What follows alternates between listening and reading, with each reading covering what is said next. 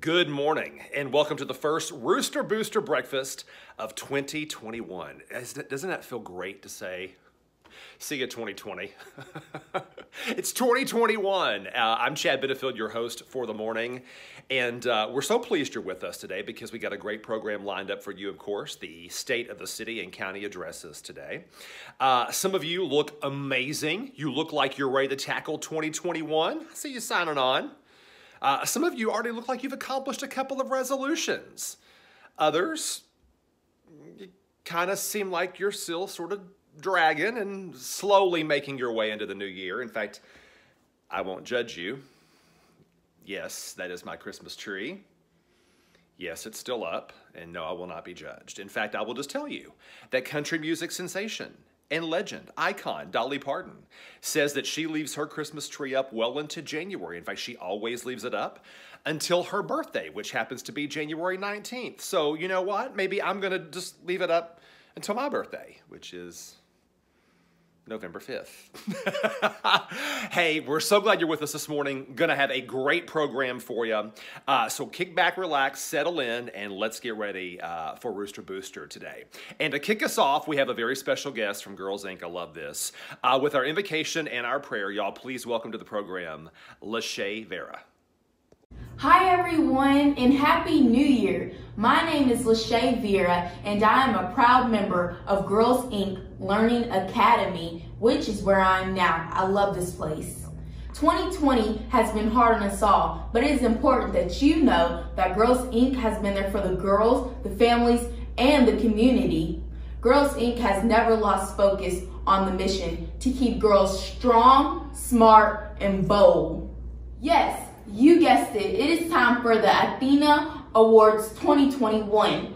We are looking for women or men who are outstanding in their fields and that have inspired girls. Miss Candace will tell you more about how to get a nomination in. Thank you. Now for the prayer, may you please bow your head.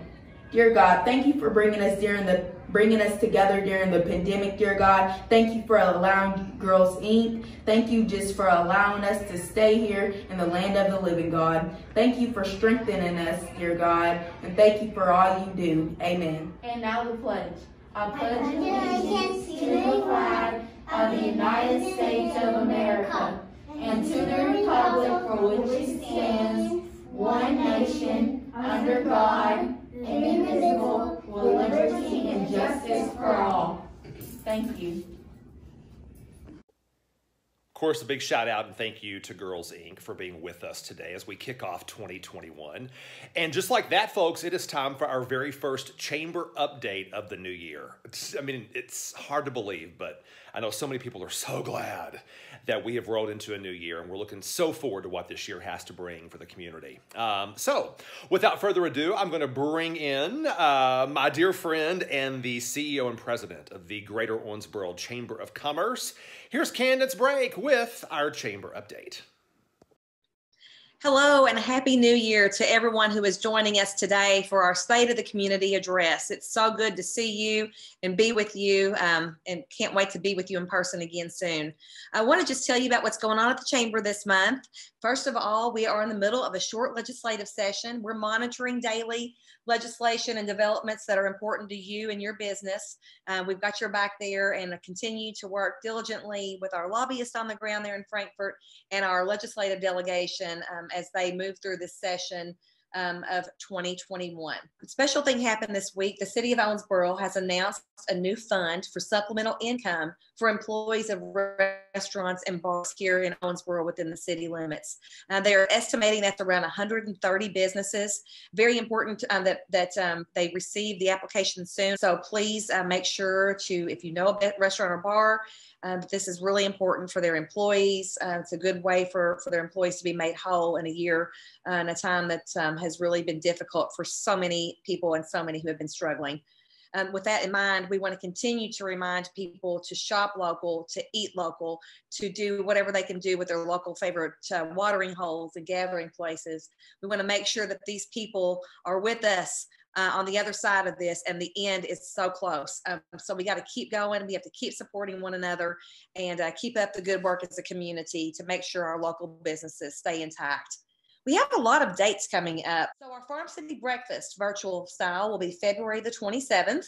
And that's a great day where we celebrate agriculture and all the contributions that ag makes to our economic development efforts here in our community. We also have the Athena Awards coming up in mid-March with Girls Incorporated. Great prayer this morning by our girls and great pledge. So those nominations are open now. We want to encourage everyone to nominate a woman that they know that's done a lot in the community to help others move up and move forward. It's a great way to celebrate women's contributions to our economy, to our chamber, and to Greater Owensboro. And then finally, on May the 14th, we will have our annual celebration. It's going to be in person. So it's not going to be in January this year. It's going to be May the 14th. Put that date on your calendar. We are going to gather together. We are going to make it the most special one we've had because we can't wait to be in the same room together. May the 14th at the River Park Center. And we have special programming that we'll be announcing soon that will be really unique. And we think people are going to really want to be a part of it. So put it on your calendar. Make sure you're in Owensboro on May the 14th to celebrate the coming out of 2020, 2021, and the pandemic, and doing it together in a Greater Owensboro fashion. With regards to that, we want to talk about last year's winners, New Beginnings, which won our Nonprofit of the Year award. We'd like to show you that video now highlighting New Beginnings and what they do daily.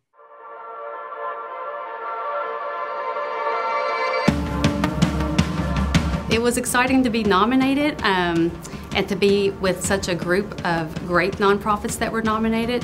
To win means everything because it means that all the hard work that we've done has paid off. New Beginnings works with men, women, and children who have been victims of sexual abuse, sexual assault. We provide free therapy for them, advocacy at the hospital, in the court system, crisis intervention services as well. We do that in all 7 of our counties. We want them to be empowered, and we want them to be able to take charge of their life because for so long somebody else has controlled how they have lived, and so to be able to give them the tools that they need to be able to live their own life the way they want and to become empowered to do so, that's what we hope every client that walks out of our door is able to accomplish. I want the community to know that sexual abuse is not something that anybody wants to talk about.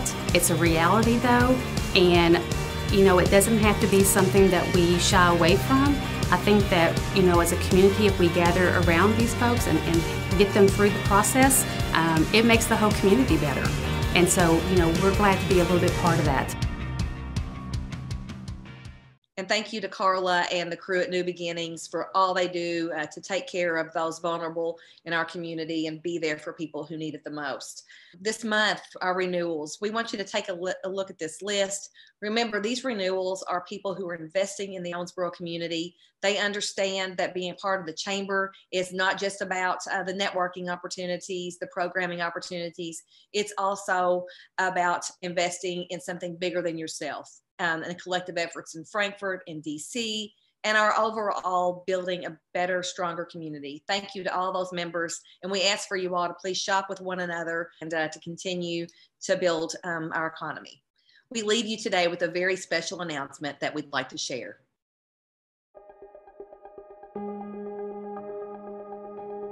Today was about sharing the news that a great organization has come alongside our company, 5 Star Food Service from Chattanooga, Tennessee. They're the largest canteen franchise in the nation. And with the loss of Jack Wells, our senior partner, back about 5 months ago, we knew that this organization deserved to go to the next level. We're convinced that 5 Star is absolutely the best to be able to perpetuate that. We've always worked collaboratively, sharing best practices and making each other better. And it's because of this close relationship and our knowledge of their culture, their management style, and commitment to their employees and customers that I can confidently say that this will be a win-win for everybody involved. And then the other thing I would want people to know is that the proceeds of this sale go to the Jack T. Wells Charitable Trust. And I know one of their missions was to hopefully not have a person in Owensboro go hungry or not having a place to lay their head down at night. And that personifies Jack. He was such a generous, caring, loving, and giving person. So I think those are the 2 biggest takeaways. Jack T. Wells will continue to make an impact on his hometown for years to come. His legacy as an iconic Owensboro will live on through his generosity. And I am confident Owensboro and Daviess County will be a much better place to live because Jack never forgot where he came from. Let's collectively and enthusiastically adjourn on the count of 3 in Jack Wells style. 1, 2, 3. Thank you all very much. Thank you. Thanks, Candace, and obviously a lot to look forward to in 2021 as we kick the year off, and some great exciting announcements already to start the new year. Love it. Alrighty, gang, so we have 2 very important featured speakers with us today for the State of the County and the State of the City addresses. And to introduce our featured speakers, who truly need no introduction, but we'll give them one anyway, we're going to welcome the 2021 Chamber Board Chair, Clay Ford. Thank you, Chad. Good morning, Chamber members. Good morning, Rooster Booster. Welcome to 2021. I'm so glad to have the opportunity to say that. My name is Clay Ford. I'm a partner here at EM Ford, an insurance and financial planning firm headquartered right here in downtown Owensboro, and I am honored to have the opportunity to follow Jack Wells as the Chamber Board Chair in 2021. I want to say a quick thank you to Dave Roberts for his leadership and his willingness to step back into that position after Jack's unfortunate passing. Also want to say thank you to Candy Brake and her team at the Chamber for leading us through 2020 and helping all of us to be prepared and to be in the best position possible. So look forward to working with all of you during 2021. 2020 was difficult, as we all know, but I think as members we work together to help each other and our community. And I want to make sure that we're aware that many of those obstacles still persist as we enter into 2021. So don't forget the value that you and your businesses can provide by supporting other local businesses, restaurants, and retailers. Owensboro has a lot of momentum, and we're positioned to thrive. So let's work together to make 2021 the best it can be. We are lucky to have our Mayor, Tom Watson, and our Judge Executive, Al Mattingly, here to speak with us this morning and to give us the state of the city and county. We're going to start with Judge Executive Al Mattingly, and I'm going to read his bio here very quickly. The Judge Executive is the highest elected office in county government, and Al Mattingly was elected in 2010 and sworn into office on January 3rd, 2011. In 1971, he married Miss Judy Wolfe, and together they have one son, Will Mattingly. Judge Mattingly, born to Alfred and Connie Marie Mattingly on May 23rd, 1947, is the eldest of 12 siblings. He graduated from Owensboro Catholic High School in 1965 and received his bachelor's degree in biology from Brescia College in 1969. Following graduation, Judge Mattingly served in the United States Army from 1969 until 1972. In 2003 and 2007, Judge Mattingly was elected and served as an Owensboro City Commissioner. In 2007, he served the Owensboro City Commission as Mayor Pro Tem. He has always been active in the community and his church. In addition to being a member of various civic and professional organizations, he is also president of Acme Plumbing and Heating, Inc., a family-owned plumbing, heating, and cooling business. Thank you, Judge Executive Al Mattingly, and welcome to Rooster Booster. Good morning. Happy New Year. Thank you, Chamber, for hosting this event. I want to recognize the efforts of the other county elected officials during the past year. Claude Porter, Rachel Foster, Leslie McCarty, Jeff Jones, Keith Kane, and Jennifer Biesecker. Their offices and staff adapted to the COVID-19 pandemic and continue to provide services. I want to acknowledge my staff, all department heads and county employees, for staying on the job and looking for ways to continue to provide county services. I want to thank former Commissioners Condor and Smithwright for their service to our community. And I want to congratulate the City Commissions of Owensboro and Whitesville. I look forward to working with them. I also want to thank my wife, Judy, for always being there for me. The state of the county is good. We have money in the bank. and we pay our bills on time. This is my 11th State of the County address, and the 11th time I've said this. But it's not because of my efforts. It's the efforts of our employees and our county commissioners, George Wathen, Charlie Castlin, Mike Culver. They make the difference. The key to good government is leadership, good example, fiscal responsibility, and efficient use of county resources. And I believe this fiscal court delivers on all levels. In 2020, the COVID-19 pandemic was and will continue to be the hot topic. Keeping our citizens healthy and informed, as well as providing a safe work environment for our employees, is number one on our list of priorities. Leading by example and using the protocols called for by federal and state governments and following CDC and local health department guidelines, Daviess County stepped up and provided leadership. Working with small businesses, the Chamber, and United Way to provide masks and other PPE, Daviess County stepped up and provided leadership.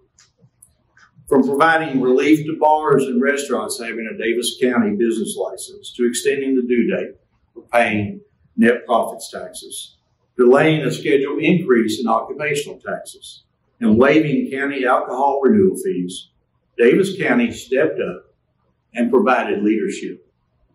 Collaborating with the city through joint executive orders and each contributing $300,000 to the COVID-19 response fund, sparking another $450,000 from our community. Your local governments provided leadership, and you, the community, stepped up. I want to thank the United Way and the Green River Area Community Foundation for their hard work in getting those funds in the hands of the people and organizations most in need.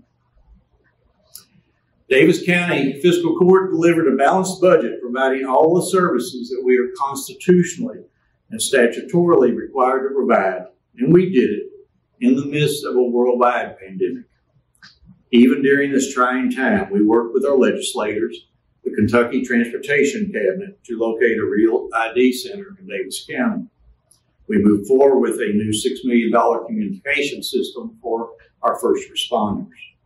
We renovated the fiscal courtroom for the first time in 20 years to make it more accessible to everyone. We continued upgrades to our park system, including a playground for all, a top-notch shotgun sports facility, and delivered another Christmas at Panther Creek, shattering all previous records for attendance and revenue. As you know, we lost a great friend of the park system this past year when Commissioner Jim Lambert passed away. I'm sure he's very pleased to see his dream grow into such a success. Looking forward, we stand ready to continue helping small businesses in their struggle to keep their doors open and their people employed. We'll look at partnering with EDC and the National Center for Economic Gardening in a 5-company pilot program for primary job creation for Stage 2 companies located here. We will continue our efforts to help those folks who are suffering because of an antiquated and overloaded unemployment system. We'll look for ways to expand internet service into those parts of our county that are not served or are underserved by working with local providers to increase speeds and expand service. In the short term, we've added public Wi-Fi hotspots at 7 of our volunteer fire departments. We've added a communications director, and with his help, hope to become more open and transparent in the years to come through better communication with the public. Now I want to spend a few moments talking to you about some of the questions that were submitted to me by the public. The first one is, what's the biggest challenge facing Daviess County Fiscal Court now and in the future? Well, in no particular order, they would be pensions, competing with the private sector for qualified employees, making sure that public safety needs are taken care of and are provided to all of our citizens on an equitable basis, working with the cities of Owensboro and Whitesville, the Chamber and EDC, and our General Assembly delegation to protect local governments, our businesses, and our citizens from the unintended consequences that often accompany new legislation. Last but by no means least, continue to provide leadership needed to help see us safely through the COVID-19 pandemic. What is Daviess County doing to have a more diverse workforce and board appointments? Well, during the last 10 years, we've increased our outreach to various minority organizations, encouraging folks to apply for county employment and internships. We reached out to local businesses and the chamber for their recommendations of young folks and minorities for board appointments. With some exceptions, we've limited the number of consecutive terms a person may serve on the same board, increasing the number of opportunities for more people to serve their community. If you check, you'll find that we continually attempt to diversify all of our boards with minorities and young people. But remember, we can only hire if someone applies, and we can only appoint if someone volunteers and is willing to serve. Can you speak to the non-discrimination ordinance? Well, of course I can. I supported the ordinance when it was first proposed, and I still support the ordinance. I think the Supreme Court decision back in the summer addressed some workplace issues, but accommodation and housing still needs to be addressed. In my opinion, this is a community image issue and a workforce recruiting issue. Until 2 Daviess County commissioners asked for it to be placed on the agenda, I don't see it going anywhere. When will the statue be moved and where? I'm not sure. The court voted 4-0 to move it off the courthouse lawn to a more appropriate location. We set up a committee who brought us several recommendations. Those recommendations have to be vetted. I hope to have that done the first quarter, with the move made in the second quarter. This year, even without COVID-19, has been trying. We've seen hatred, racism, intolerance, and discrimination in the headlines and on social media every day. The right and the left continue to stream slick and professionally done conspiracy theories and stories of deception and fraud. So much so that we scarcely know what to believe. All these are designed to divide us into small factions, afraid to listen to anyone else's opinion because we may learn something that would be contrary to what we believe. We live in a world reading and listening only to those who agree with their own beliefs, which in turn reinforces our own ideas, thus isolating ourselves in our own little clique, where we argue about what's real and what's not, knowing that everyone is waiting a decision on these important issues, a decision which will never come because of gridlock, neither side talking to each other, and when they do, they won't listen to what the other is saying. The right blames the left blames the right, millennials blame boomers, black blames white blames the immigrant, the poor blames the rich blames government. It seems that everyone needs someone to blame for what's happening to them. It can't be my fault, can it? The government, being lowest on the food chain, is blamed the most. Some people want little or no government until they need government. And when the need arises, they want what they want, whether it makes sense or not. Hatred, racism, discrimination, and intolerance. They all live in the hearts of men, in us. And since we make up society, they plague society. When they are let loose, that's on us. That's on you. That's on me. We are responsible. If we are offended or slighted or whatever, we must have the discipline to do what we were taught. Don't strike back. Don't get even. Turn the other cheek. Try to understand the other side. Government can't change what's in your heart. Government can't change society. Only you can. Only we can.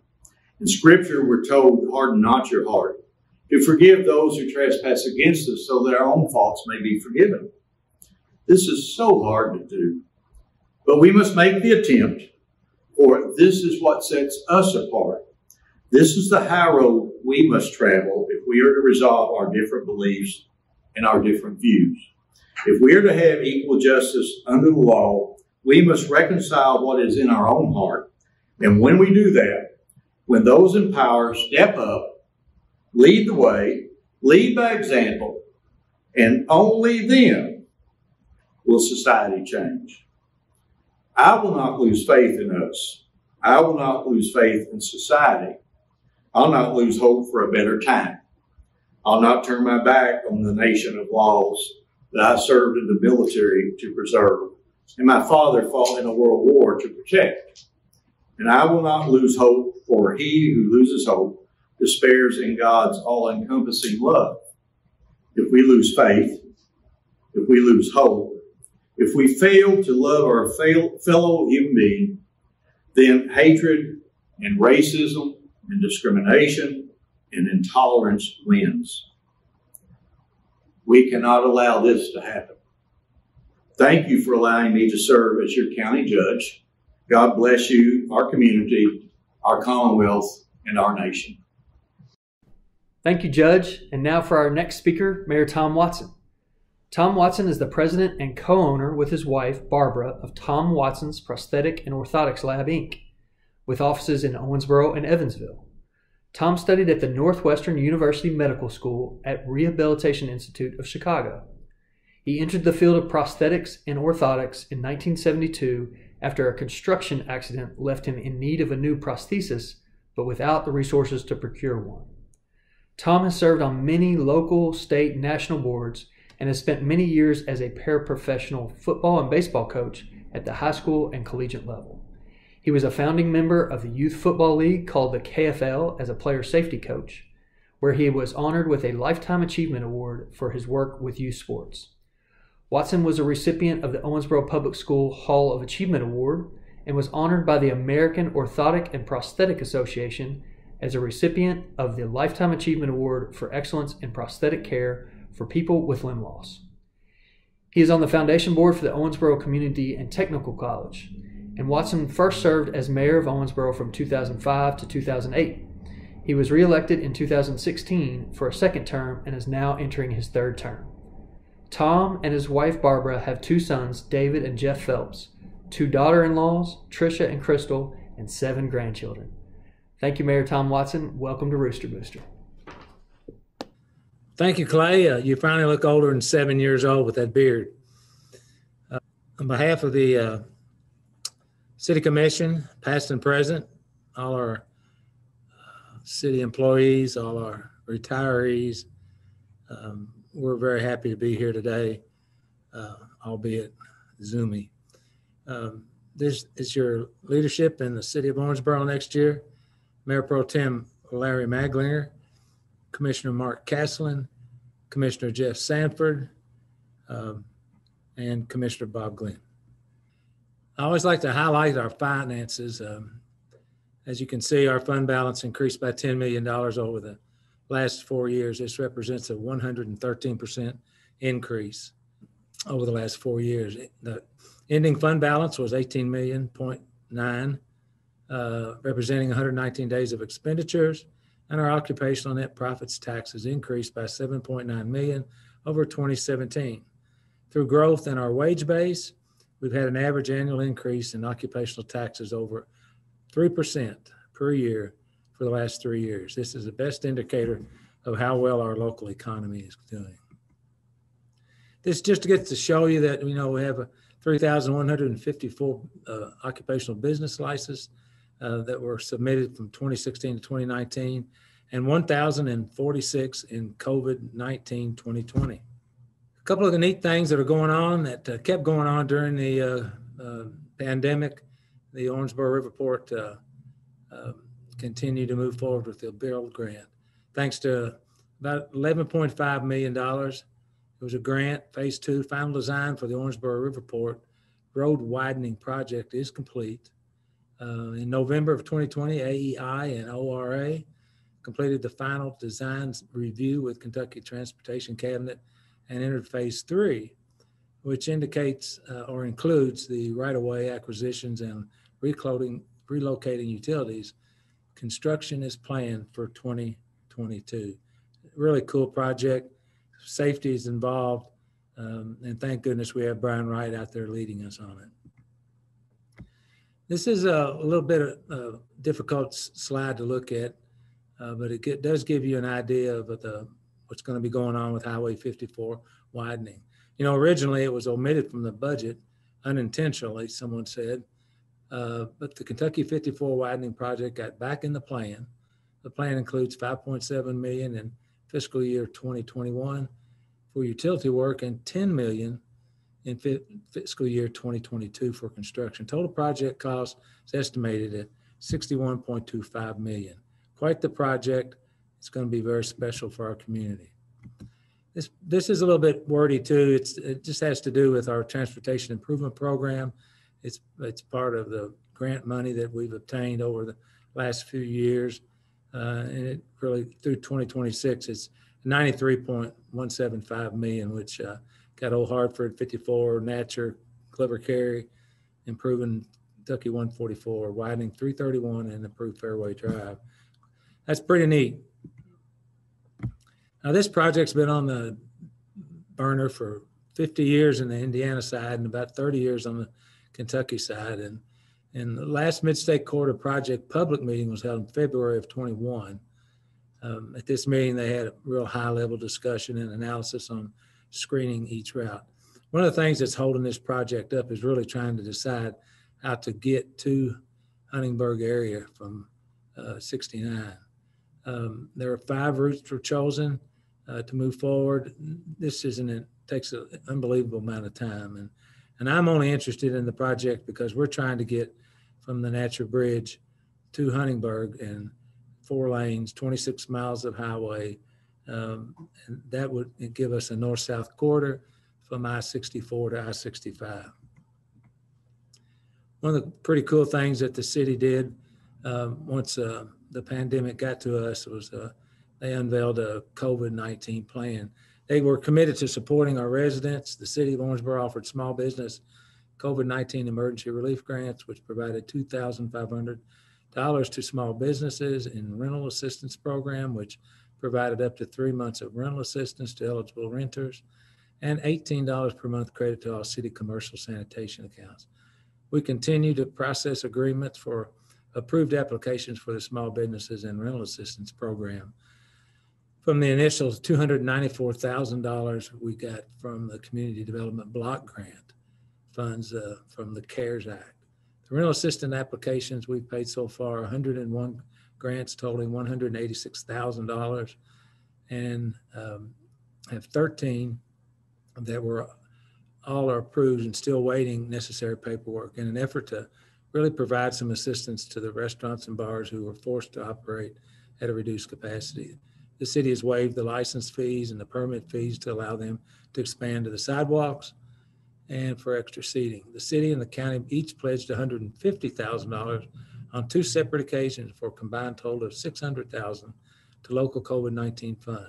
The funds were started by United Way and the Green River Area Community Foundation. It has provided the basic needs for our citizens this year. Thanks so much to David Ross and his group. They handled all the logistics and we tried to handle the money side. Tons of food was purchased for pantries and tens of thousands of meals have been served and thousands of PPE equipment protection has been used. Thousands of meals delivered to shut-ins and assistance with rent and utilities has been available to those in need. So go ahead and call David Ross, thank him, and also get more details if you need them. You know, I could probably spend in the next 35, 40 minutes on all the creative kindness that has gone on in this community since the COVID.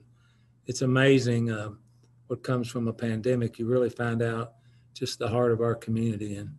And at some point in time when we get to be back together again, we're going to have a big party for all those that participated, opened up that convention center, and give the people that helped so much in different ways the recognition that they justly deserve. This is a slide to talk about Daviess County funding that's been secured. The CARES Act gave $21.5 million to Owensboro Health, $4.3 million to the city for first responders, $3.8 million to Owensboro Transit, $1.8 million for the Community and Technical College, $1.5 million for Daviess County testing, PPE, first responders, and $1.1 million for the airport. Well, I don't know about you, but I'm ready to play ball. And The completed renovations at Jack C. Fisher Park include a synthetic turf, new irrigation system, infield and outfield, front parking and rear parking, lots, batting cages, entrance drive sign, and a redesigned ticket entrance. The new playground installation is almost completed, and it will be installed shortly. Also working is the maintenance building that is going to be, it's been sent out for bid, so that'll be in process, and the anticipated total expense for Kentucky Legends Field project, once completed, is $2.9 million. And that will give us an opportunity to compete a little bit better with other areas that don't have synthetic for softball and baseball tournaments. It's a picture of the front entrance. The redesigned ticket entrance includes a home plate plaza and placemaking glove feature, a shade structure, and seating. It's just really awesome. There's a look at the field. It's newly renovated, synthetic turf infield. A great big thank you to, obviously, to Leland Hancock with our public assistant city manager, but Amanda Rogers, director of Parks and Recreation, and her team for their work on this magnificent renovation. It really is classy, and I think we all can be very proud of it. And you'll be able to recruit to these fields, I promise you. Another exciting thing that happened last year was the pickle court ribbon cutting. It took place at York Park on June the 29th, 2020. In 2019, the River City Pickleball Club requested that the city add outdoor courts to one of our city parks. City of Owensboro and the River City Pickleball Incorporated signed a memorandum of agreement in October of 19. The club raised funds to pay for half of the cost to renovate the single tennis court at York into 4 outdoor pickleball courts. Partnerships with passionate groups of the citizens like this is a great mechanism to grow amenities in our parks system and our community. Another example of a very exciting PPP. And then, of course, center court. You know, we've probably not talked enough about them in the last few years, but this also has been a tremendous partnership. This tennis complex features 6 indoor courts, 9 outdoor courts. In 2020, they hosted a Western Kentucky 55 and over regional tournament, co-hosted the 40 and over state tournament, and finalized the naming sponsorship for the building. That's another exciting thing that's going to happen shortly. One of our great pickleball champions has stepped forward, and there'll be a court named shortly. We want to make sure that we don't get out in front of them. Tournaments have already been scheduled for 2021. Improvements continue to be made at the facility. The partnership between City of Owensboro and the Owensboro-Daviess County Tennis Association is another prime example of a public-private partnership. And where would we be without our public works folks, street maintenance guys? You know, they didn't know there was a COVID. Wayne did a great job of splitting the crews up so that they could social distance as much as possible. And as always, they've done a tremendous job. The Sports Center parking lot, you'll notice that it's been redesigned to include an additional 178 parking spots. And angled parking was finally eliminated, so you could actually see something when you backed up. They filled 2,088 potholes, paved an estimated 8.6 miles of city streets. Sanitation department collected over 42,000 tons of solid waste, over 900 tons of limbs, and over 1,600 tons of leaves in 2020. It was funny, Dave Atkinson called and wanted to know if he could get our public works people on the phone with the mayor of Lexington, because he would like them to explain to them just how we do ours, because he lives in Lexington now and they don't do near as good a job as we do. So they were really impressed with the efficiency of our operation. Electric bus.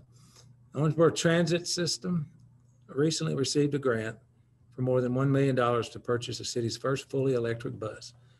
Owensboro was the only city in the Commonwealth to receive the federal low or no admission grant, and the bus should be arriving in 12 to 18 months. The vehicle will be fully electric and operate on 350 miles per charge. The bus itself costs $960,000 in the charging station and another $100,000, all of which was awarded through the grant. A new bus shelter also was installed on Tamarack, continuing the program to add more shelters at stops throughout the city. And we couldn't have really got this grant if Pamela Canary hadn't gotten involved. She does a tremendous job over there. And when I called the USDOT, I said, well, what happens if the bus breaks down? Don't we need a spare? And all they said was, Mayor, don't get greedy. So this is a big deal, the only one in the Commonwealth. So goodbye to Gabe's. Finally, we finished another project from previous administrations. Gabe's is gone, and now this lot is for sale. So come buy a lot, do a little economic development, and grow our community. Now the city turns to Northwest Neighborhood Development. Finally, the triplet twist is over. I've asked Mayor Pro Tem Larry Maglinger and Commissioner Jeff Sanford to lead this project as quickly as possible for all those clamoring for progress. This issue didn't happen overnight, and it won't be solved overnight. For those that say, just bulldoze all those properties, well, where are those folks going to go? The Northwest Revitalization Project will include programs such as home ownership, exterior rehabilitation, rental rehabilitation, new home construction, down payment assistance, beautification projects, and safety improvements.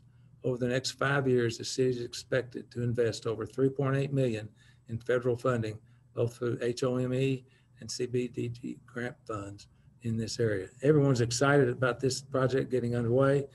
Abby Shelton's the contact, and Larry and Steve Jeff are going to go hard at it. And what would we do without the blue? We're so lucky to have Art Elam and the great police staff that we have in Owensboro.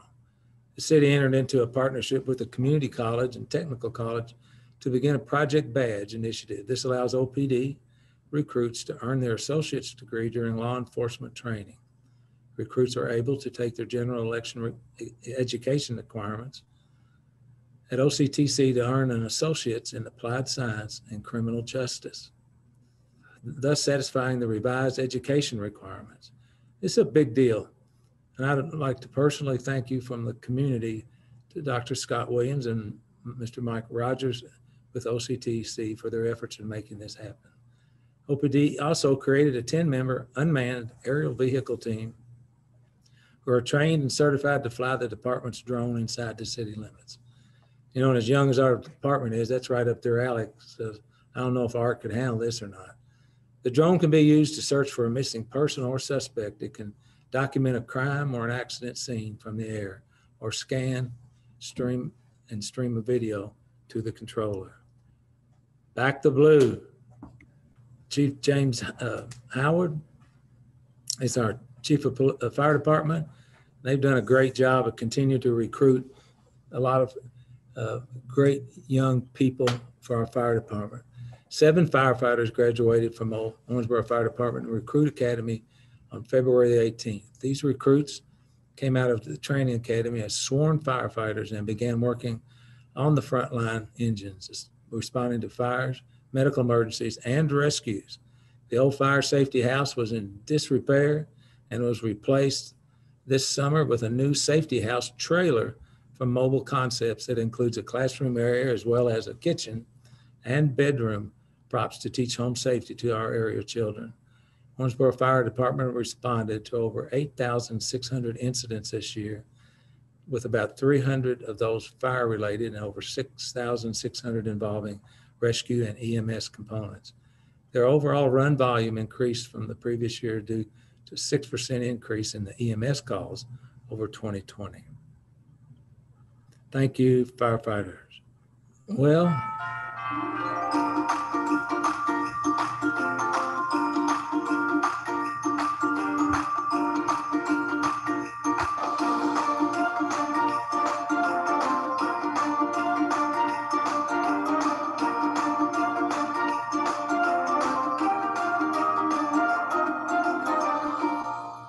how cool is that? The new lighting system on the Gulliver H. Carey Bridge includes over 500 fixtures that can be individually controlled to create an amazing show, as you just saw. Special thanks to Leland Hancock, Assistant City Engineer Dirk Duper, and David Johnson with our engineering department for their efforts to make this progress a success. This highly anticipated project has been in the works for almost 6 years and took approximately 10 months, 18,000 man hours, to complete. Another job completed that was left over from a previous administration. We want to thank Tanner West for this amazing footage and of our beautiful bridge. Thank you, Jason. Well, we had healthy at home fireworks display. In order to comply with COVID-19 guidelines, we altered our plans from our annual All-American 4th of July celebration. And the healthy at home fireworks display included a show where fireworks were launched simultaneously in numerous locations within the city limits. Despite a location change due to numerous complaints regarding the proximity to Humane Society, the show was a huge success. And it actually went viral, and I had many of my friends from all across the country text me and say how cool it was. So although we protected the Humane Society, we made every other dog in town unhappy because it was everywhere. Coming to Owensboro soon. August is going to be the year we break out from 2020 pandemic. August 2021 Air Show will take place August the 13th through the 15th. This year's lineup includes the U.S. Navy Angels and the Lightning 2 demo team, making it the most exciting air show we have ever had. Despite being postponed in 2020, Owensboro Hydro Fair is coming to downtown Riverfront the weekend of August the 20th through the 22nd. The event will consist of 2 days of racing with more than 50 teams, so not a lot of lag in between the races, and 7 different inboard hydroplane classes. Really looking forward to that. It's almost a back-to-back show, but we can handle it. I put this slide in there specifically for my closest friends used to come to town from Memphis in the 70s and the 80s, and it always had 54,690 people on it. And he wondered if we were ever going to grow. So obviously, according to the U.S. Census Bureau estimate as of July the 1st, 2019, released May 21st, 2020, Owensboro population hit 60,131. The 2020 census results are still being calculated, so official numbers have not yet been released. Looks pretty good to me. Our city staff and our finance department are just fabulous. Can't say enough good things about them. Angela and all her little bean counters just go out of their way to make sure all us elected officials who are not really great at even balancing our own checkbook understand the finances. This is excellent evidence of our diverse economy, and they all fall into the essential to Owensboro. As Owensboro, only metro in nation with lower unemployment in June. This is another big piece that CNN did. When they called me, I couldn't believe it. But out of 389 metropolitan areas tracked by the Bureau of Labor Statistics, the city of Owensboro was the only one in the nation where unemployment rate hasn't risen over the past years. So growth keeps going, and we just continue to figure out ways to make Owensboro as good as it possibly can be. And this was a huge day also for our community. Bob Berry with Big Rivers, their headquarters, they announced they were moving from Henderson to Owensboro, to downtown Owensboro. The new corporate headquarters will be built at 700 West 2nd Street and will add 120 high-paying jobs to our community and create an annual economic impact of over $100 million. Thanks to Brittany and Nate Pagan and Bob Berry for all their hard work to continue working at this to make this happen. In 2020, Mizcan American added 30 new jobs. The Big Rivers relocation will add 120 jobs. In the project pipeline, 750 million capital investment, 15 projects, and that includes the entire county. So I want to thank Brittany Johnson and her staff for all their work as everybody continues to work from home, but also work hard. Another great corporate citizen, O.Z. Tyler, became Green River Distilling Company. It's always exciting to see one of our prized corporate citizens announce growth and progress.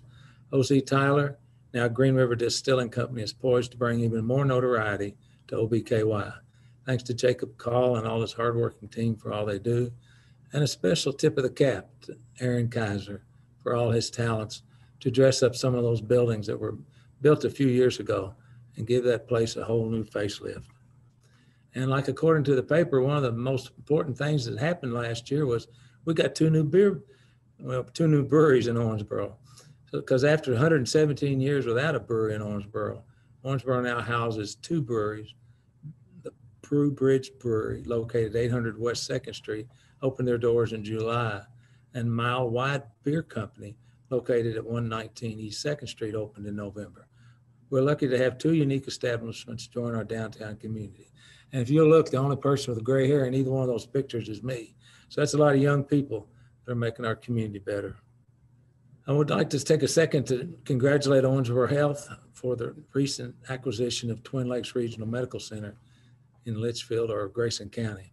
As of January 1st, 2021, Twin Lakes Regional Medical Center, located in Grayson County, is officially part of Owensboro Health System. The facility will now be called Owensboro Health Twin Lakes Medical Center and will add nearly 500 employees to Owensboro Health staff. With the agreement, Owensboro Health service area expands from 15 to 18 counties as they continue to emerge as a regional healthcare leader. Great news. And quite honestly, as a side note, I had my first patient from Twin Lakes this week. So congratulations to OH, their board, and all they do out there to make our community safe and special.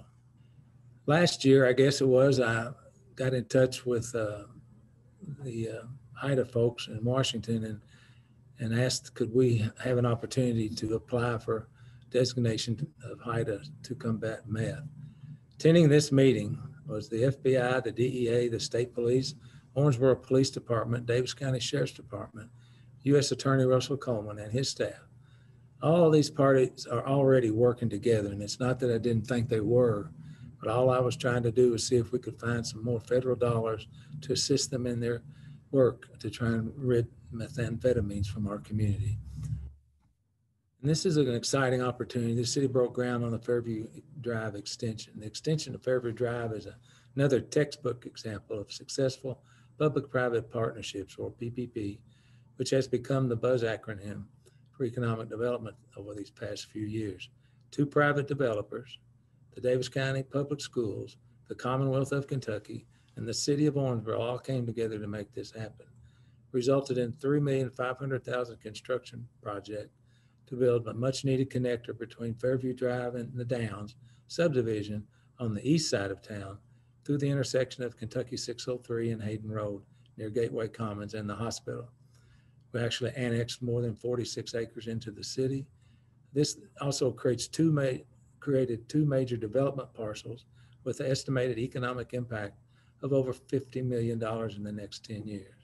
A direct relief route from traffic on Highway 54, which in the light of the pending widening project of 54, simply will make our east side more efficient to maneuver and significantly safer. Earlier this year, I had the opportunity to be part of a ribbon cutting at the Nikki Hayden Apartments located at 712 West 5th Street. The Hayden family continues to be just a bunch of great people and always giving to our community. These apartments were built to assist individuals and families transition from homelessness to permanent housing. There are 12 640 square foot units. Each unit has one bathroom, one bedroom, a kitchen, and a living room. Thank you, Squirrel. As always, education, education, education. Both Brescia and KWC reported enrollment growth in 2020. Both were also named to the Princeton Review as two of the best schools in the Southeast. WKU Owensboro launched an engineering tech program in 2020. The 4-year degree opportunity is one of the first engineering degrees to be offered in Owensboro. During the 18-19 fiscal year, Owensboro Community Technical College reported that they added $203 million in income to the regional economy, which includes Daviess, Hancock, Ohio, and McLean counties. Approximately 21% of OCT students come from outside of their region, so they are helping our community grow by importing people to our region. I always said, we try and build our community one person at a time. So it's all about education. I'd like to recognize Father Larry Hostetler, Dr. Thomas Mitzel, Dr. Timothy Caboni, Dr. Scott Williams, and the hard-working Mike Rogers for all their efforts to make education a priority in our community. The Owensboro-Daviess County Regional Airport received a highly anticipated twin-engine P-2012 Traveler aircraft in 2020, actually built in Italy. 9-passenger aircraft takes patrons back and forth from Nashville and St. Louis. The regional airport has made great strides towards becoming a more efficient and responsible business partner in the community. There are several positive impacts over the past 12 months. Financial statement, more parking, a TSA lease, higher hangar occupancy, old fire department building being remodeled to create another revenue stream, and terminal advertising. Rob Barnett does a great job out there, and we're very excited. And I spent hours with Andrew Bonner from Cape Air trying to see what I could do to help get them in this CARES Act so they could continue essential service across the country, because they were kind of cut out in that the first round of CARES money. So kudos to Cape Air and to Owensboro Daviess County Regional Airport. Well, we sent them away last year and they came back this year. Members of the Kentucky National Guard's 206th Engineering Battalion returned to Owensboro on June the 11th after spending nearly a year deployed in Kuwait, Syria, and Iraq. Thank you to Rob Barnett and the staff and old Sergeant Barbara Pointer for helping coordinate the warm welcome for our soldiers. We want to thank all of them for their service. Well, the Gold Star Family's Memorial Monument was something near and dear to my heart and Adrian's heart and the Mullins heart. We're so proud to have this in our community. It's a one-of-a-kind Gold Star Family's Monument. It was dedicated August the 25th. The monument was made possible through the efforts of the City of Owensboro and the Herschel Woody Williams Medal of Honor Foundation, with unbelievably generous support of many organizations and individuals in the city. City of Owensboro, Daviess County Fiscal Court, Downtown Owensboro Incorporated, Public Life Foundation, Owensboro Grain, Owensboro Warehouse Leasing, Atmos Energy, Glenn Funeral Home and Crematorium, Tom and Barbara Watson, Owensboro Rotary Club Foundation, Independence Bank, Southern Star Central Gas Pipeline, Castle and Steel, and Starrett Crane and Rigging. Special thanks to Tommy and Kathy. Without their support and their efforts, we would not have been able to bring this monument to OBKY, and it definitely fills a great spot on our riverfront. I'm going to spend a lot of time on this because I really don't know enough about it, to be honest. It's the famous Ravine Sewer Project. And we had a Zoom with Joe Shepard and RWRA folks. And basically it starts near the east side of the convention center and goes to the southwest corner of the city's Public Works Department, going under multiple buildings and structures. The age of the sewer is really unknown, as the pipe was placed in the old ravine by different property owners at different times using a multitude of different types of pipe and construction techniques. Replacement of the ravine sewer is a three-phase project, with phase one near Convention Center, phase two near Public Works, and the proposed construction is the third phase of the project that starts on the west side of the Convention Center and stops near 5th Street and Orchard. Project will replace existing combined sewer with two parallel pipes for sanitary sewer and one for storm sewer. The proposed route for the new lines will be exiting streets and alleys instead of going diagonally across developable property. The existing pipe will have to be filled with concrete or concrete-like material. Project when the project is complete, allowing for future construction in the area. And that's all being done without a tax increase. Thank you, Joe. I don't really think there's any more I can say about this. We need to have the primaries and our first board meeting in January the 7th. Well, anyway, first Tuesday. We're going to institute our primaries again. I thought it was just extremely difficult to try and ask 16 people to vie for 4 spots, and you can't really understand or vet the candidates. 4 people running for mayor. There is a better way of doing it, and the primaries are a better way. Bluegrass, big part of our life.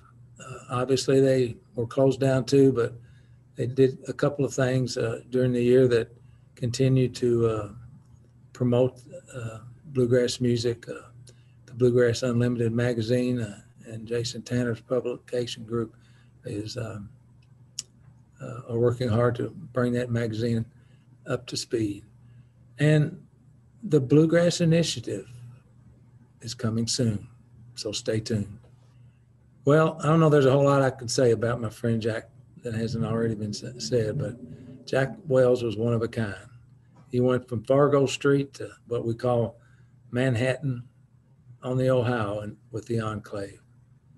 Today was an exciting day as well, as one of his corporations, Canteen was purchased by a canteen of Chattanooga, Tennessee, and his legacy will go on. And I miss this guy as everybody else does, because what you see there is exactly who he was. He never knew a stranger. Rest in peace, my friend. And now we have a little food for thought. It's an understatement to say that 2020 has sucked. From masks don't do that much, to a scarf will be fine, to mask mandates, to self-quarantines, to lockdowns, some school, no school, virtual learning, to split school, to cannot start until mid-January, parents becoming teachers' aides, to companies allowing employees to work from home in their pajamas. Who knows what's next in 2021? It felt like we were building an airplane while we were flying it. I guarantee you that January and February are still going to be a challenge, but help is on the way. We have learned so much about the virus, and with the combination of therapeutics and vaccines, we're beginning to see a glimmer of light at the end of the tunnel. So where do we go from here? First and foremost, your city will continue to be fiscally conservative, try to assess the needs of our community, and keep our shoulder to the wheel to deliver a fine-tuned machine. Always prepared to respond to whatever comes our way. Because even when you're on the right track, you can get run over if you just sit there. As my Gabby used to say, just keep going. We must continue to seek progress. You should always repair the roof while the sun is shining. Don't wait for it to rain. We must be the architect of our community, while not letting praise go to our head or criticism to our heart. We must not only think big, but also must do big. God bless. And by the way, thanks for having me back. Good day. Judge Mattingly and Mayor Watson, thank you all for being with us and for giving us a state of the city and county today as we kick off the brand new year here at the Rooster Booster Breakfast. So gang, that's it. That's a wrap. The very first Rooster Booster for the year is in the books. And you know, hopefully at some point this year, we'll all be back together at the convention center, having breakfast and being together in person. That would be phenomenal. I know a lot of folks are looking forward to the day when we do get to return, and we are too, just so you know. All right, I'm going to zip on out of here. Thanks for being with us this morning. And I guess at some point, I'm going to take this down. I mean, all right, I get it. 2020 is over. It's time to move on. It's time to put this in the box and get on with it. So let's do it. Y'all have a fantastic day, and we will see you in a month at the Rooster Booster Breakfast right here on the Greater Owensboro Chamber of Commerce Facebook page. Have a good one.